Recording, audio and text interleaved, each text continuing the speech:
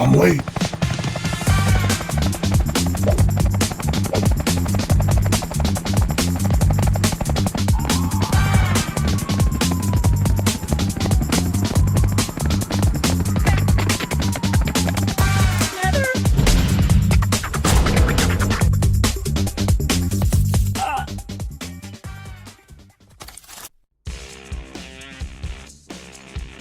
Violence was the Brick Squad's most visible tool, but drug trafficking was its financial engine.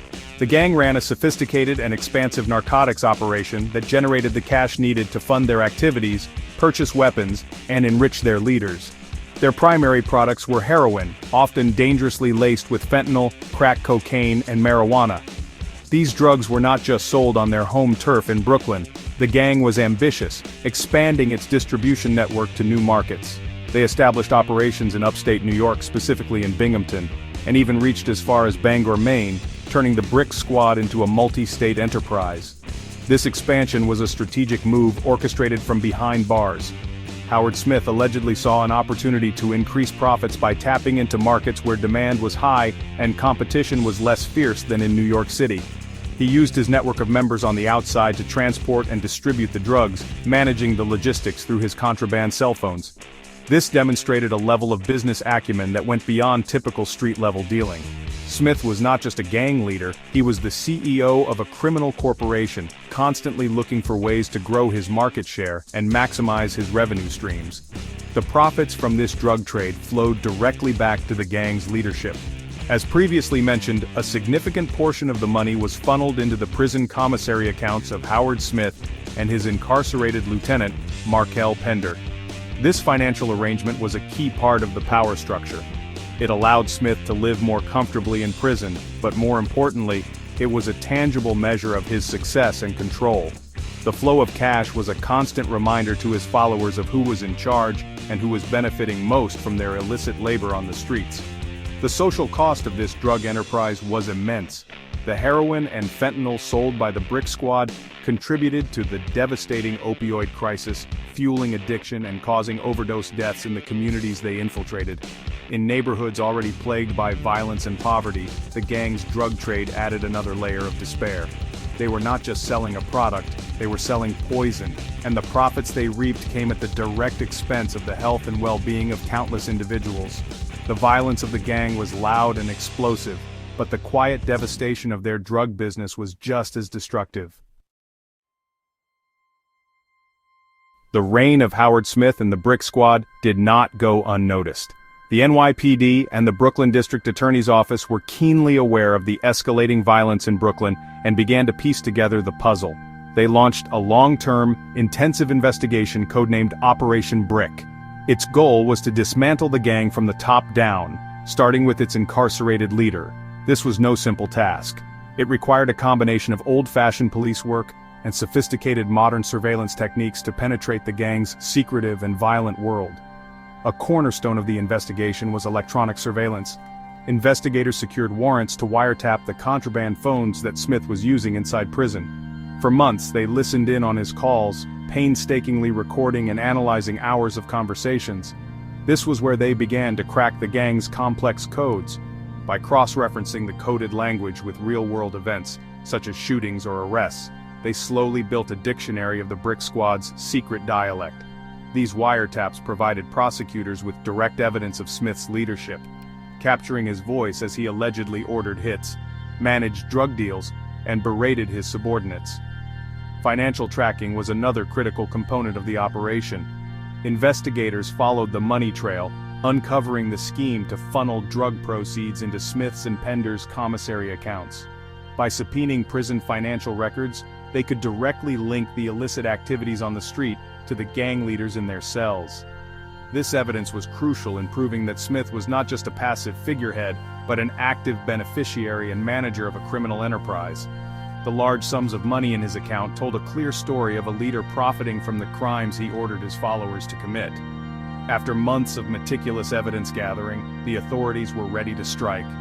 In December 2019, the Brooklyn District Attorney announced a sweeping 77-count indictment against Smith and 9 other members of the Brick Squad. The charges were severe, including conspiracy, murder, attempted murder, and numerous weapons and drug offenses. The arrests were a major blow to the gang, decapitating its leadership and removing key players from the streets. Operation Brick was a significant victory for law enforcement, showcasing how a determined and multifaceted investigation could successfully target and neutralize a gang leader, even one hidden behind the walls of a maximum security prison. The case of Howard Smith is more than just a story about one man's criminal ingenuity. It is a powerful illustration of a systemic problem plaguing correctional facilities across the United States. The ability of an inmate to lead a violent street gang from a maximum security prison exposes a critical vulnerability in the justice system. Prisons are designed to isolate and incapacitate dangerous individuals, but the proliferation of contraband cell phones has turned many of these facilities into permeable fortresses. For leaders like Smith, a phone transforms a prison cell from a place of punishment into a remote command center. This issue is not unique to New York. Prison gangs have long been a feature of the American carceral landscape, but technology has amplified their reach and effectiveness. In the past, communication with the outside world was slow and easily monitored, relying on coded letters or messages passed through visitors. Today, smartphones offer instant encrypted communication through apps, texts, and social media, making it easier than ever for incarcerated leaders to manage criminal enterprises in real time. They can organize drug shipments, order retaliatory hits, and engage in witness intimidation with the tap of a screen, posing a significant threat to public safety. Correctional authorities are fighting an uphill battle against this technological tide. They employ a range of tools to combat contraband, including cell phone detectors, body scanners, and signal jamming technology. However, these measures are often expensive and can be circumvented by determined and creative inmates and their outside accomplices. The constant demand for these devices creates a lucrative black market within prisons, sometimes involving corrupt staff who are bribed to smuggle them in. As long as inmates are willing to pay a high price for a connection to the outside, the supply chain will be difficult to break completely. The Howard Smith case forced a renewed focus on this persistent problem. Brooklyn District Attorney Eric Gonzalez explicitly stated that the indictment highlighted the urgent need to stop the flow of cell phones into prisons. It served as a wake-up call, demonstrating that simply locking someone up is not enough if they can continue their criminal conduct unabated. The challenge requires a multi-pronged approach: better screening technologies, stricter penalties for smuggling, and intelligence-gathering operations that focus on an inmate's virtual activities as much as their physical ones. It is a complex issue at the intersection of technology, security, and criminal justice. The indictment of Howard "Hamo" Smith and the Brick Squad marked a significant moment for New York City. It was a clear victory for law enforcement, demonstrating that no one, not even a so-called godfather behind bars, is beyond the reach of justice. The operation successfully dismantled a violent organization that had terrorized Brooklyn neighborhoods, bringing a measure of relief to residents who had lived under the shadow of the gang's violence. The case sent a powerful message to other gangs. Leadership from prison does not grant immunity, and authorities are actively developing the tools to listen in and build a case, no matter where you are. The primary lesson from the Smith saga is the undeniable threat posed by contraband cell phones in prisons. His ability to orchestrate murder and run a multi-state drug operation from his cell underscores a critical security failure. The case highlighted the urgent need for correctional systems to invest in more effective technologies and strategies to detect and block illicit communications. It proved that a simple cell phone can be as dangerous as any weapon, turning a prison sentence into a mere inconvenience for a determined criminal mastermind. Public safety demands that the walls of a prison are not just physical, but also digital. Furthermore, the case provides valuable insight into the structure and resilience of modern street gangs. The Brick Squad operated as a sophisticated network, with a clear hierarchy and a diversified criminal portfolio.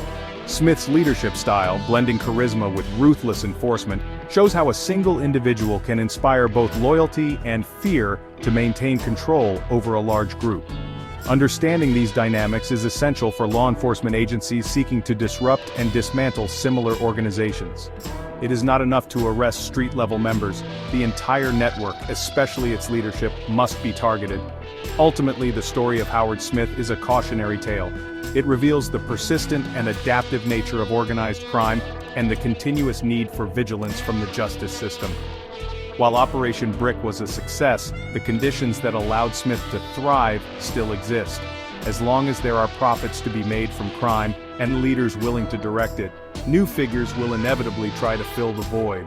The legacy of Howard Smith is a stark reminder that the fight against gang violence is an ongoing battle, one that must be fought with intelligence, technology, and an unwavering commitment to protecting communities from harm.